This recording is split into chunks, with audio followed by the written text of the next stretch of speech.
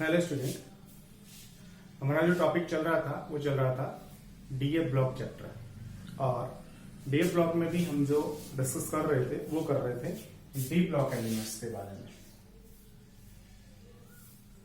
या transition metals के बारे में पढ़ रहे थे। और उसमें भी हमारा जो टॉपिक रनिंग में था वो था some trends in properties of transition elements. Transition element की जो प्रॉपर्टीज है उनके अंदर किस तरीके का वेरिएशंस होता है, जिसमें हम कई सारी प्रॉपर्टीज के बारे में डिस्कस कर चुके थे। आज जो हम नेक्स्ट प्रॉपर्टी डिस्कस करेंगे दैट इज आयोनाइजेशन एंथैल्पी। तो आज जो हम डिस्कस करने वाले हैं वो डिस्कस करेंगे आयोनाइजेशन एंथैल्पी, या सीधा मैं बोलूंगा आईई के बारे में डिस्कस करेंगे कि इनका आईई होता क्या है, किस तरीके से आई में वेरिएशन होता है ट्रांजिशन मेटल्स के अंदर। और ये जो आईई और आईई से ही रिलेटेड अगला जो पॉइंट होगा इलेक्ट्रोड पोटेंशियल वाला, इनके ऊपर लगभग हर साल कंपटीशन में भी और इसके अलावा जो आपका सीबीएसई बोर्ड है उसमें भी इसके बेस्ड कोई ना कोई जो क्वेश्चन है वो हर साल पूछा जाता है। तो अच्छे से इसे डिस्कस करें। सबसे पहला आईई, तो ये तो वेल नोन पॉइंट है। आईई क्या होता था?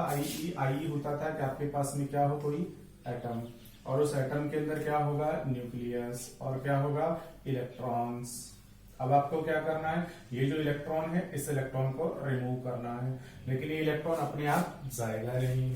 तो उसके लिए तो पहले क्या करना है, इस इलेक्ट्रॉन पर और जितने भी टाइप के अट्रैक्शन फोर्स है उन सबको खत्म करना है। इसके लिए आपको क्या करना है, इस अकेले एटम को कंसीडर करना है। अकेले एटम को लेना है, आइसोलेटेड एटम आपको लेना पड़ेगा। और आइसोलेटेड एटम जब लोगे तो अकेले एटम की तो स्टेट कौन सी होगी, गैसियस। इसका मतलब है हम सीधा सीधा से जो बात करेंगे वो गैसियस स्टेट में बात करेंगे। तो गैसियस स्टेट में आपके पास एटम होगा जिस कारण से इलेक्ट्रॉन पर अदर टाइप का कोई अट्रैक्शन फोर्स वर्क नहीं करेगा। तो इस इलेक्ट्रॉन पर बस केवल इसका जो न्यूक्लियस है ना उसका ही अट्रैक्शन फोर्स वर्क करेगा। अब आपको ये जो इलेक्ट्रॉन है इस इलेक्ट्रॉन को फ्री करना है। जस्ट राइट, अपने आप नहीं जाएगा, बोलेगा कि मैं तो बॉन्डेड हूं। तो आपको ये अट्रैक्शन फोर्स तोड़ना पड़ेगा। और अट्रैक्शन फोर्स को तोड़ने के लिए जो एनर्जी आप यहां से दोगे that required energy is known as ionization enthalpy. इसी को हम आयोनाइजेशन एंथैल्पी कहेंगे। अगर आप इससे पहला या फर्स्ट इलेक्ट्रॉन निकाल रहे हो तो इसे हम कहते हैं फर्स्ट आईई। उसके बाद एक इलेक्ट्रॉन रिमूव हो गया, उसके बाद अगर आप सेकंड इलेक्ट्रॉन रिमूव कर रहे हो तो फिर आपको जो एनर्जी देनी पड़ेगी दैट इज सेकंड आईई। और फिर तीसरा इलेक्ट्रॉन अगर निकाल रहे हो तो दैट इज थर्ड आईई। ठीक है, तो ये होता है आपकी आयोनाइजेशन एंथैल्पी। अब बात हम कहां पर करेंगे, बात करेंगे ट्रांजिशन एलिमेंट के अंदर आईई की। तो देखिएगा आईई सीधा सीधा सा किस पर डिपेंड कर रही है, न्यूक्लियस के अट्रैक्शन फोर्स पर डिपेंड कर रही है। इसके अलावा आईई जो है वो ऑब्वियसली किस पर और डिपेंड करेगी, आईई जो है ये साइज पर भी डिपेंड करने वाली है ना। अगर साइज कैसा है, छोटा है, तो इसका मतलब छोटा साइज होगा तो इलेक्ट्रॉन न्यूक्लियस के मोर क्लोज होगा, और मोर क्लोज होने का मतलब स्ट्रांगली बॉन्डेड होगा, तो इजीली रिलीज नहीं होगा। इस कारण से आपको हायर एनर्जी अप्लाई करनी पड़ेगी। तो आईई किस पर डिपेंड करती है, इस अट्रैक्शन फोर्स जिसे कि हम जेड इफेक्टिव कहा करते हैं, और इसके अलावा साइज पर। ये सब 11th क्लास के कॉन्सेप्ट्स हैं। अब हम बात करते हैं यहाँ पे ट्रांजिशन सीरीज में क्या होगा। हमने पढ़ा है कि ट्रांजिशन सीरीज में क्या होता है। इन ट्रांजिशन सीरीज की बात करें, ट्रांजिशन सीरीज में क्या होता था आपको याद होना चाहिए। हमने पढ़ा है ट्रांजिशन सीरीज में कि जब हम लेफ्ट टू राइट जाते हैं तो पहले साइड डिक्रीज होता है, बीच में थोड़ा सा कांस्टेंट, और लास्ट में फिर से थोड़ा सा इंक्रीज हो जाता है। तो फिर आईई का मतलब सीधा सा इलेक्ट्रॉन को रिमूव कराना है। तो बताइएगा क्या करना पड़ेगा आपको अगर यहां से इलेक्ट्रॉन निकालना है, यहां से निकालना है, यहां से निकालना है, तो अगर यहां से इलेक्ट्रॉन निकालना चाहते हो तो एनर्जी कम देनी है या ज्यादा देनी है, ऑब्वियसली क्योंकि यहाँ साइज बड़ा है, इसका मतलब इलेक्ट्रॉन और न्यूक्लियस के बिटवीन अट्रैक्शन फोर्स कम होगा, तो ये इलेक्ट्रॉन इजीली रिलीज हो जाएगा। तो आपको इस इलेक्ट्रॉन को निकालने के लिए रिक्वायर्ड एनर्जी क्या होगी, कम होगी। तो यहाँ आई जो है वो कैसी होने वाली है, कम होने वाली है। इधर जाएंगे तो देखिएगा साइज जैसे जैसे डिक्रीज हो रहा है, कुल मिलाकर के जेड इफेक्टिव बढ़ रहा है, ठीक है ना। तो आई क्या होती जाएगी, इंक्रीज होती जाएगी। और लास्ट में जाकर के जब साइज वापस से बढ़ेगा, इसका मतलब इलेक्ट्रॉन फिर से दूर चला गया है, जेड इफेक्टिव फिर से वहां कम हो गया है, इसका मतलब ये इलेक्ट्रॉन फिर से इजीली निकल जाएगा। बस राइट।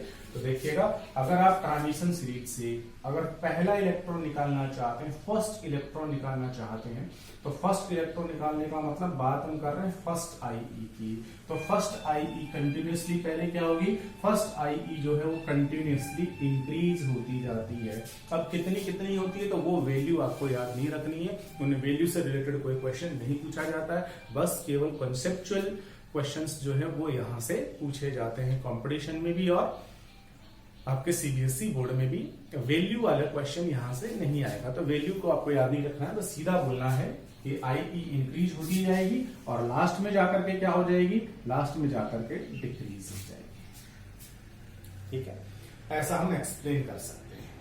अब ये जो आई है जो इंक्रीज हो गई है, लास्ट में जाकर के डिक्रीज हो गई है, मैंने उल्टा बोल दिया, सही कहा बिल्कुल, क्योंकि साइज कम हो रहा है ना, इसका मतलब ज्यादा एनर्जी देनी पड़ेगी, और लास्ट में साइज बड़ा है तो कम एनर्जी देनी पड़ेगी, ठीक है ना। तो आपका आईई जो है पहले इंक्रीज होगी और लास्ट में जाकर के डिक्रीज हो जाएगी। कौन से आई की बात कर रहे हैं, फर्स्ट आई की बात कर रहे हैं, पहला इलेक्ट्रॉन निकालने की बात कर रहे हैं। बस राइट। आप ये जो पहला इलेक्ट्रॉन आपने निकाला है, फर्स्ट आई की बात करें तो यहां पर कहीं ना कहीं आता है, कौन आता है, क्रोमियम। तो पहला जो क्वेश्चन यहाँ पर आईई से बेस्ड बनता है, वो क्वेश्चन बनता है कि जो क्रोमियम है ना, इस क्रोमियम की फर्स्ट आईई कंपैरेटिवली इससे जो ज्यादा, इससे आगे कौन है, क्रोमियम से, क्रोमियम से आगे कौन होगा, मैग्नीज होगा, आयरन होगा। तो क्रोमियम और आगे कौन है, मैग्नीज है। तो क्रोमियम और मैग्नीज में जो आईई है वो होनी किसकी चाहिए, ऑब्वियसली मैग्नीज की हायर होनी चाहिए, क्योंकि क्रोमियम के कंपैरेटिवली मैग्नीज कैसा होगा, छोटा होगा। इसलिए इलेक्ट्रॉन यहां से आउट करो, इसलिए इलेक्ट्रॉन यहां से आउट करो। तो कहां एनर्जी आपको ज्यादा देनी पड़ेगी, तो मैग्नीज का साइज स्मॉलर है ना, तो यहां पर आपको ज्यादा आईई देनी पड़ेगी, ठीक है। जबकि क्रोमियम में कैसी देनी पड़ेगी, आपको कम आईई देनी पड़ेगी जर्नल ट्रेंड के अकॉर्डिंग।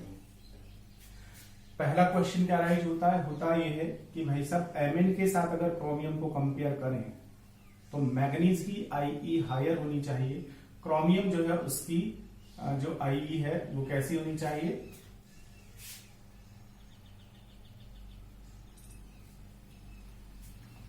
लोअर होनी चाहिए, ठीक बात है।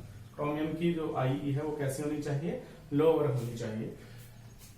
तो क्रोमियम जो है ना, उस क्रोमियम की जो आईई है वो एक्सपेक्टेड जो इसकी होनी चाहिए, उस एक्सपेक्टेड वैल्यू से काफी कम होती है क्रोमियम की आईई। पहला जो क्वेश्चन यहां से राइज होता है वो क्वेश्चन यही राइज होता है कि क्रोमियम जो है, उस क्रोमियम की जो आईई है वो आईई उसकी जो एक्सपेक्टेड वैल्यू है मैग्नीज से अगर इसे हम कंपेयर करें तो उसके कंपैरिजन में होगी तो लो, लेकिन काफी लोअर होती है। तो पहला जो क्वेश्चन यहां से अराइज होता है वो क्वेश्चन यही अराइज होता है कि first IE of chromium is lower. बता दीजिए क्रोमियम की फर्स्ट आई जो है वो काफी कम होती है, क्यों होगा, तो देखिएगा आईई के जितने भी क्वेश्चन होंगे, याद रखना है आईई के जितने भी क्वेश्चन होंगे, सब क्वेश्चन का जो आंसर निकलने वाला है वो निकलने वाला है इलेक्ट्रॉनिक कॉन्फ़िगरेशन से। तो आपको इनका इलेक्ट्रॉनिक कॉन्फ़िगरेशन आपका पता होना चाहिए। देखिएगा बात क्रोमियम की हो रही है, इसलिए क्रोमियम पर जाते हैं। क्रोमियम का जो एटॉमिक नंबर है वो एटॉमिक नंबर कितना होता है, तो क्रोमियम का एटॉमिक नंबर होता है 24,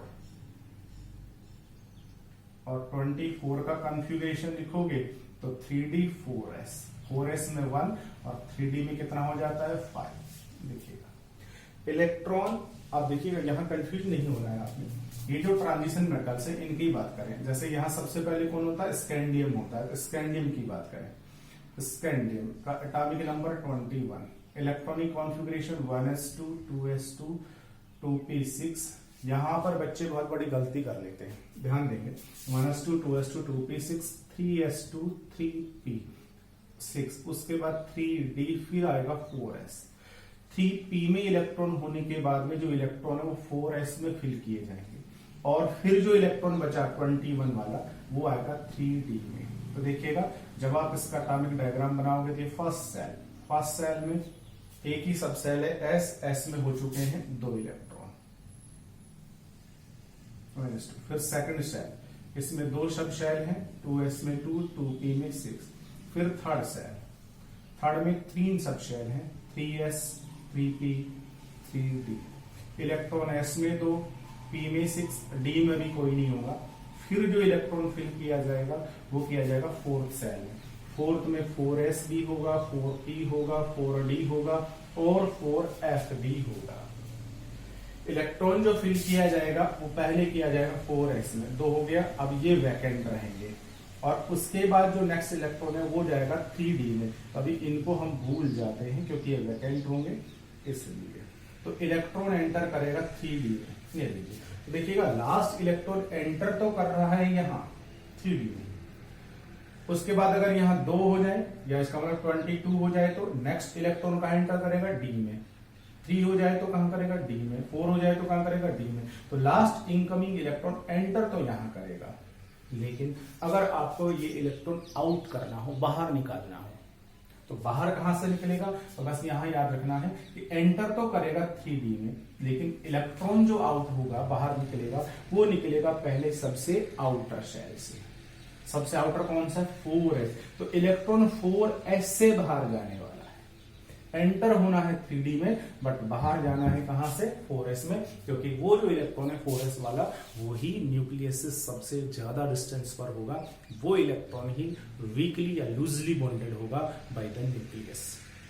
तो जैसे थोड़ी सी एनर्जी अप्लाई करोगे तो ये इलेक्ट्रॉन नहीं, क्योंकि ये तो न्यूक्लियस के क्लोज होगा, ये नहीं जाएगा। ये तो न्यूक्लियस के क्लोज है तो स्ट्रांगली बॉन्डेड है, जबकि वो न्यूक्लियस से डिस्टेंस पर है इसलिए वो वीकली बॉन्डेड है, तो वो जाने वाला है। तो याद रखना है, एंटर इसमें करेगा, निकलेगा यहां से। तो जब आप एनर्जी से दोगे तो इलेक्ट्रॉन निकलेगा कहां से, आउटर से। और आउटर कौन सा है क्रोमियम में, तो क्रोमियम के अंदर देखिएगा आउटर कौन सा, 4s। That's right? तो जब आप इसे एनर्जी दोगे तो 4s का एक इलेक्ट्रॉन चला जाएगा। 4s का जैसे ही इलेक्ट्रॉन गया क्या बन गया, क्रोमियम पॉजिटिव 1 बन जाएगा और कॉन्फ़िगरेशन रह गया 3d5। अंदर का तो पूरा भरा हुआ है और रह गया 3d5। ये अब ये क्रोमियम क्या कहता है, ये क्रोमियम कहता है कि भाई मुझे जल्दी से एनर्जी दे दो, बहुत थोड़ी सी एनर्जी दे दो। क्यों दे दो, क्योंकि अगर मुझे तुम थोड़ी सी एनर्जी दे दोगे ना तो भी मैं अपना इलेक्ट्रॉन लॉस कर दूंगा। क्यों कर दूंगा, क्योंकि मेरा अगर ये आखिरी वाला इलेक्ट्रॉन चला जाए तो मैं कौन से स्टेट में आ जाऊंगा, 3d5 स्टेट में आ जाऊंगा। और आपको याद होना चाहिए d जो आपके पास में सब सेल होता है, उस d सब सेल में तो कितने ऑर्बिटल्स होते हैं, d सब सेल में तो 5 ऑर्बिटल्स होते हैं। आपको पता है कि एक ऑर्बिटल में मैक्सिमम 2 इलेक्ट्रॉन आ सकते हैं, इस कारण से इसमें 1 2 3 4 5 अगर 5 इलेक्ट्रॉन आते हैं तो 5 इलेक्ट्रॉन आने से ये हाफ फिल्ड हो जाता है। और अगर 10 इलेक्ट्रॉन हो जाएं तो फिर बेटा ये कैसा हो जाता है, फिर ये फुल फिल्ड हो जाता है। और हम जानते हैं कि हाफ फिल्ड और फुल फिल्ड जो ऑर्बिटल होते हैं वो अदर स्टेट के कंपैरेटिवली ज्यादा स्टेबल होते हैं। तो d5 जो स्टेट है ये हाफ फिल्ड है, इसलिए कैसी है ये मोर स्टेबल है। इसलिए क्रोमियम कहेगा कि भाई मुझे थोड़ी सी एनर्जी दो ताकि मैं इलेक्ट्रॉन छोड़ दूंगा। क्यों छोड़ दूंगा, क्योंकि अगर मेरा इलेक्ट्रॉन चला जाए तो मैं कौन से स्टेट में आ जाऊंगा, d5 स्टेट में आ जाऊंगा। तो पहला जो क्वेश्चन था वो था कि first IE of chromium is lower. क्यों है लोअर फर्स्ट IE इसका, क्रोमियम बड़ी आसानी से क्यों एक इलेक्ट्रॉन छोड़ देगा, क्योंकि क्रोमियम का कॉन्फ़िगरेशन ये होता है, एक इलेक्ट्रॉन जाने के बाद कॉन्फ़िगरेशन क्या बचेगा, लास्ट आखिरी जो कॉन्फ़िगरेशन है 3d5 और d5 कौन सी स्टेट होती है, वो हाफ फिल्ड स्टेट होती है जो कि स्टेबल होती है। जस्ट राइट, ये आपका हो गया है क्रोमियम को लेकर के पहला क्वेश्चन। तो यहाँ पर फर्स्ट IE से रिलेटेड 2 पॉइंट हो गए हैं। 2 पॉइंट कौन कौन से हो गए, पहला पॉइंट ये हो गया है कि जनरल ट्रेंड ये होता है कि इधर से इधर जाओगे तो IE इंक्रीज होगा, लास्ट में जाके IE डिक्रीज हो जाता है। That's right. तो एक्सप्लेन हम कर सकते हैं कि क्यों इंक्रीज हुआ है और क्यों लास्ट में जाकर के डिक्रीज हुआ है, क्योंकि साइज डिक्रीज होगा लास्ट में बढ़ेगा, उसके कारण से हम एक्सप्लेन कर सकते हैं। दूसरा क्वेश्चन क्रोमियम का आया है। क्रोमियम की फर्स्ट आई कैसी होती है? लोअर होती है। और फर्स्ट आई के अंदर ज्यादा क्वेश्चंस नहीं है इंपॉर्टेंट। अब आई आती है सेकंड आई। सेकंड आई, अब ये तो हम जानते ही हैं हमेशा कि फर्स्ट आईई के कंपैरेटिवली सेकंड आईई हमेशा ही क्या होती है? ज्यादा होती है। ये क्वेश्चन 11th क्लास का हो गया है कि भाई आपके पास एक न्यूट्रल एटम है, ठीक है ना, न्यूट्रल एटम है, और एक आपके पास में ए पॉजिटिव है। तो इसमें से अगर आप एक इलेक्ट्रॉन निकालो तो आपको थोड़ी एनर्जी देनी पड़ेगी, लेकिन अगर इससे इलेक्ट्रॉन निकालोगे तो आपको एनर्जी ज्यादा देनी पड़ेगी। यहां से न्यूट्रल एटम से एक इलेक्ट्रॉन निकाला आपने, ये होगी फर्स्ट आई, जिससे क्या बन जाएगा? ए पॉजिटिव। और अगर आप इससे एक इलेक्ट्रॉन और निकालोगे तो आपको एनर्जी ज्यादा देनी पड़ेगी, ठीक है ना। उसके कुछ लॉजिक्स है वो कि यहाँ काम नहीं आने वाले हैं, ठीक है। तो सेकंड आई ऑब्वियसली ज्यादा होगी। तो ये सीधी सी बात हो गई है कि सर फर्स्ट आई की वजह सेकंड आई तो होगी ही ज्यादा। दूसरी चीज, अब सेकंड आईई भी इधर से इधर जाओगे तो याद रखना है सेकंड आईई भी कंटिन्यूअसली क्या होती जाती है? इंक्रीज होती जाती है। सेकंड आईई कंटिन्यूअसली इंक्रीज होती जाती है, दैट्स राइट। अब सेकंड आई जब कंटिन्यूअसली इंक्रीज होती जाती है तो सेकंड आई जो है ना, इस सेकंड आई से रिलेटेड भी कुछ क्वेश्चन होते हैं। क्या क्या क्वेश्चन होते हैं वो आपको ध्यान में रखिएगा। पहला जो क्वेश्चन है वो क्वेश्चन बनता है यहां सबसे आखिरी में, कौन होता है? जिंक होता है। जिंक से रिलेटेड क्या क्वेश्चन होता है? जिंक से रिलेटेड क्वेश्चन होता है कि second IE of zinc is lower. Zinc जो है उसकी सेकंड आईई औरों के कंपेयर में काफी कम होती है, क्यों? जितनी एक्सपेक्टेड होनी चाहिए उतनी नहीं है, जिंक की भी सेकंड आईई कम होती है, बता दीजिएगा क्यों?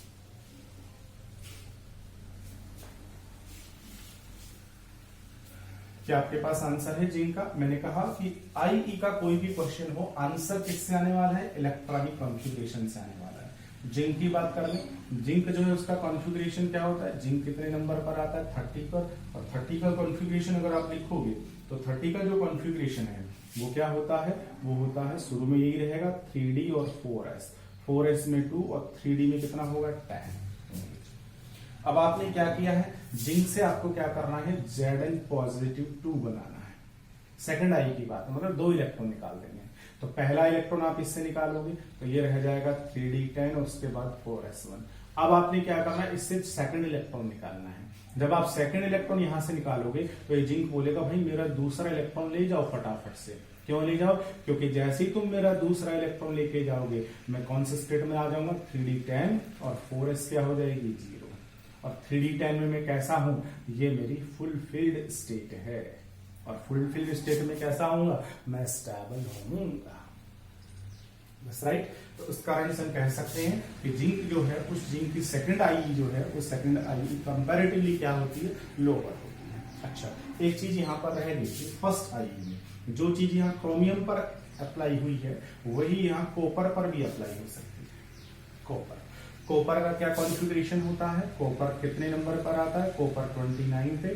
29 का last configuration 3D10 4s1।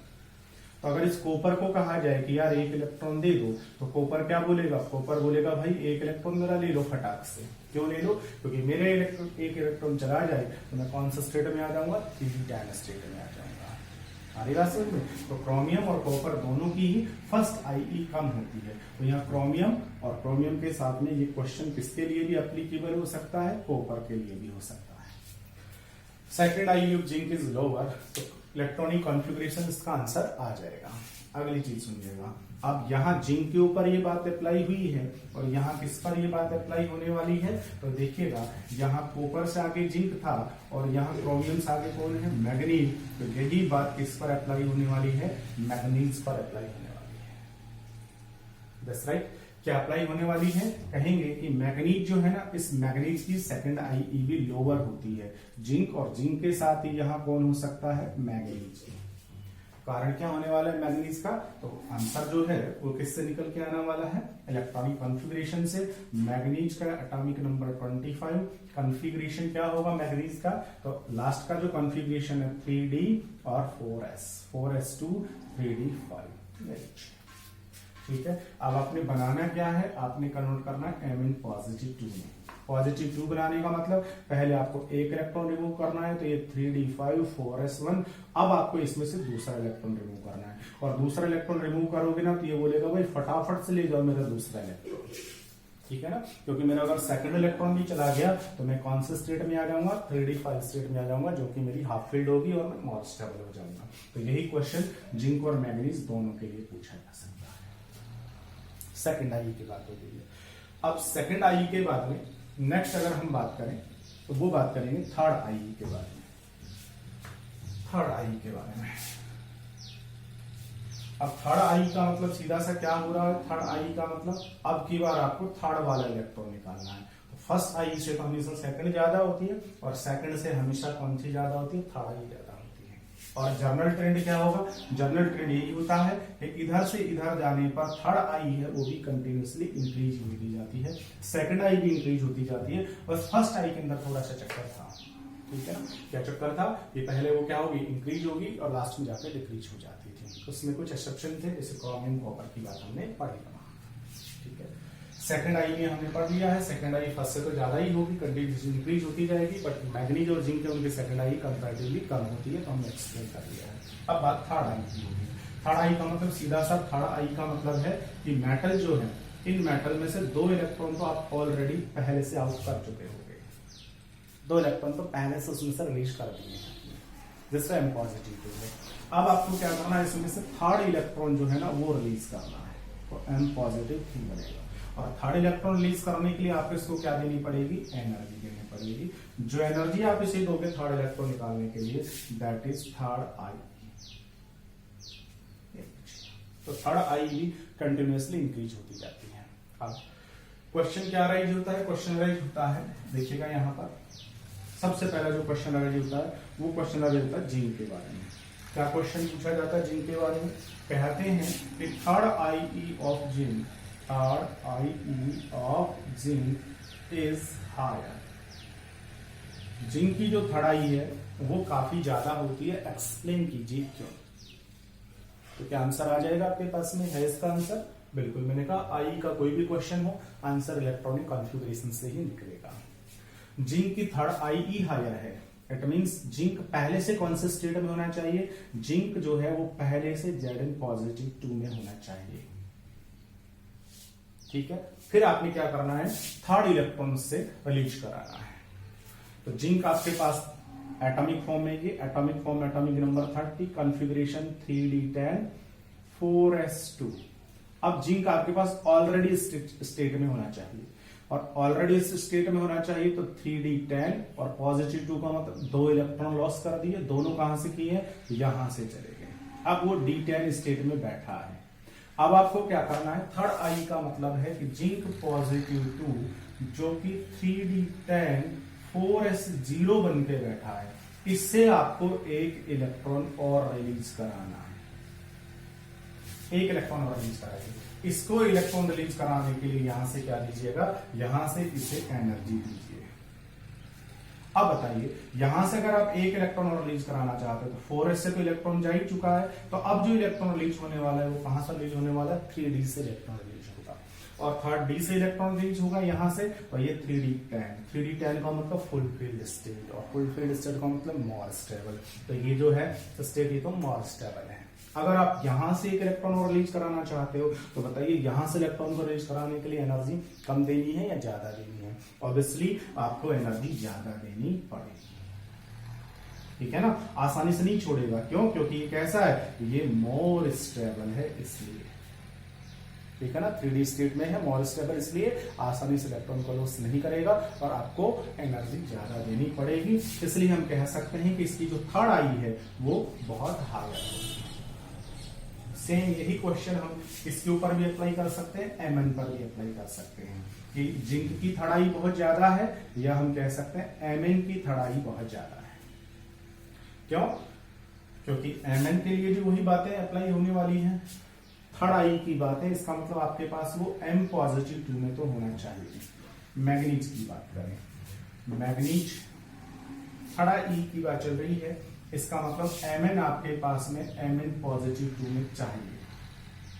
That's right. Mn का एटॉमिक नंबर कितना 26, कॉन्फ़िगरेशन क्या होगा Mn 25, कॉन्फ़िगरेशन 3d5 4s2। जब आपने Mn पॉजिटिव 2 बनाया तो इससे कितने इलेक्ट्रॉन लॉस करवा दिया आपने, दोनों इलेक्ट्रॉन यहां से चले गए। तो अब आपके पास बचा है 3d में 5 है, 4s में 0, और थर्ड जो इलेक्ट्रॉन आप रिलीज करा रहे हो वो आपको यहां से कराना है।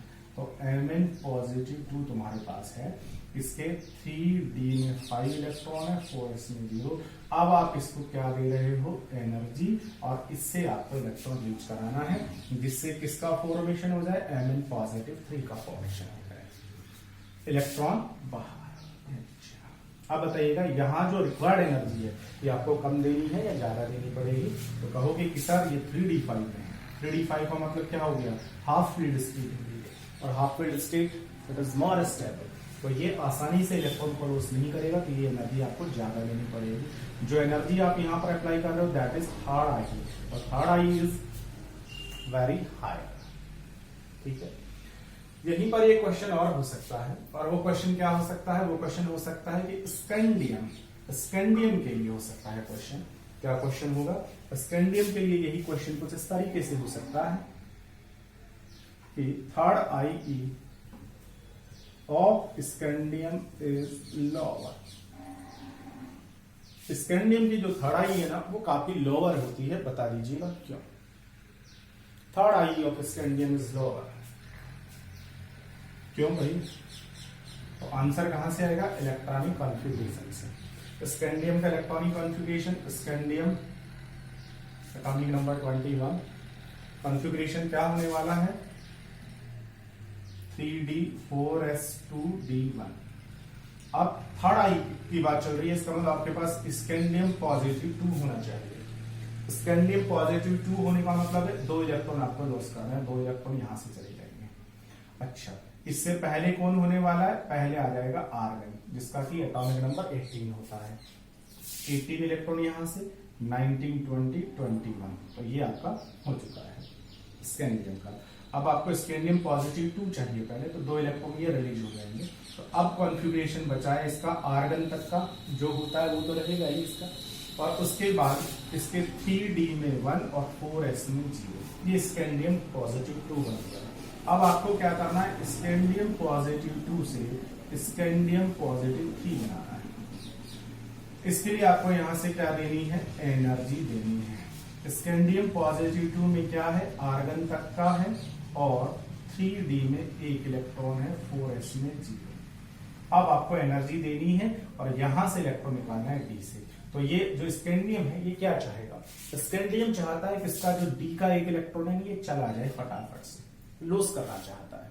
क्यों लॉस करना चाहता है, क्योंकि स्कैंडियम चाहता है कि अगर मेरा ये इलेक्ट्रॉन यहां से चला जाएगा ना, तो यहां से इलेक्ट्रॉन जाते ही क्या कंडीशन होगी, 4s में 0, 3d में भी 0, तो ये सब खत्म, और मेरा कॉन्फ़िगरेशन आर्गन जैसा हो जाएगा। और आर्गन आपको पता है कैसी गैस होती है, नोबल गैस होती है, क्योंकि इसकी स्टेबिलिटी ज्यादा होती है। तो स्कैंडियम स्टेबल स्टेट में आ जाएगा, +3 बन जाएगा आसानी से। तो अब जो रिक्वायर्ड एनर्जी है वो बहुत कम होगी, इसलिए हम कहेंगे इसकी थर्ड आई कैसी है, लोअर है। जबकि जिंक और मैग्नीज के लिए हम कहेंगे कि इनकी जो थर्ड आई है वो कैसी है, हाई है। तो ये हो गया है आई, और आई के ऊपर निश्चित रूप से हर साल कोई ना कोई क्वेश्चन जो है वो पूछा ही जाता है, किसका कम है किसका ज्यादा है। और ये आपको इलेक्ट्रोड पोटेंशियल वाला जो नेक्स्ट टॉपिक है उसको समझने के लिए भी आई का कॉन्सेप्ट क्लियर होना जरूरी है। और देखिएगा आई के ऊपर और क्या क्वेश्चन हो सकता है, देखेंगे 2-3 क्वेश्चन और होते हैं यहाँ पर, आपको याद होना चाहिए। हम बात कर रहे हैं ट्रांजिशन की, ट्रांजिशन मेटल्स बोले तो डी ब्लॉक वालों की, इधर एस इधर पी और इधर डी। तो देखिएगा एस वालों की आई बहुत कम होती है, बहुत कम आई है। पी वालों की आई काफी ज्यादा होती है, क्योंकि इधर से इधर जाते हैं तो साइज क्या होता है, डिक्रीज होता है, जेड इफेक्टिव इंक्रीज होता है, इसलिए इनका आई हायर इनका कम। डी वालों को कितना होगा, तो आपको याद रखना है डी वालों की जो आई है वो इन दोनों के बीच में होती है। पहली बात, ठीक है।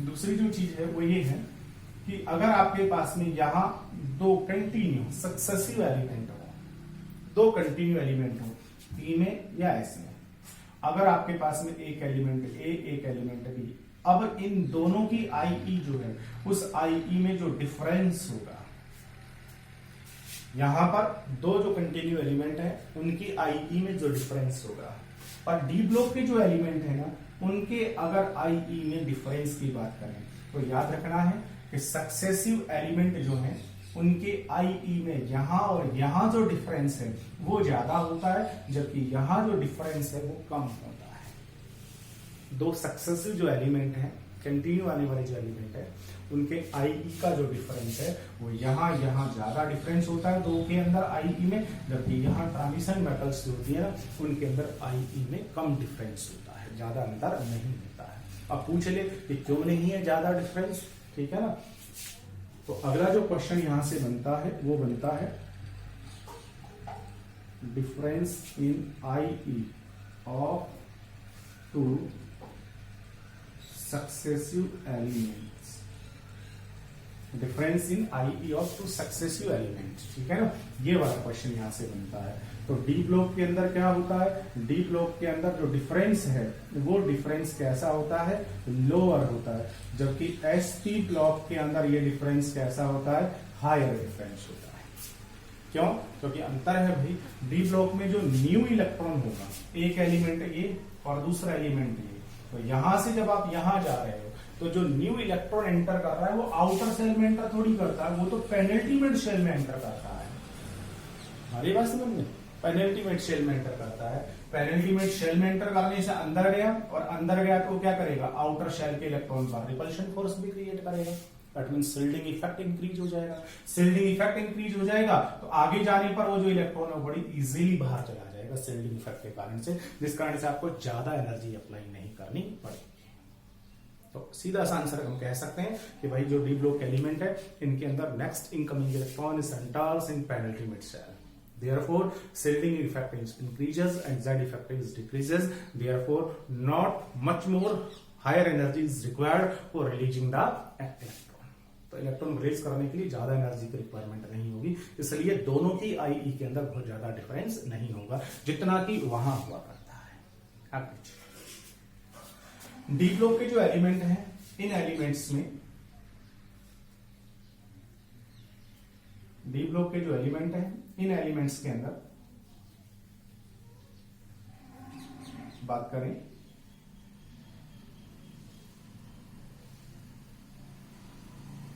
ये फर्स्ट ट्रांजिशन सीरीज बोले तो 3D, ये सेकंड ट्रांजिशन सीरीज बोले तो 4D, और ये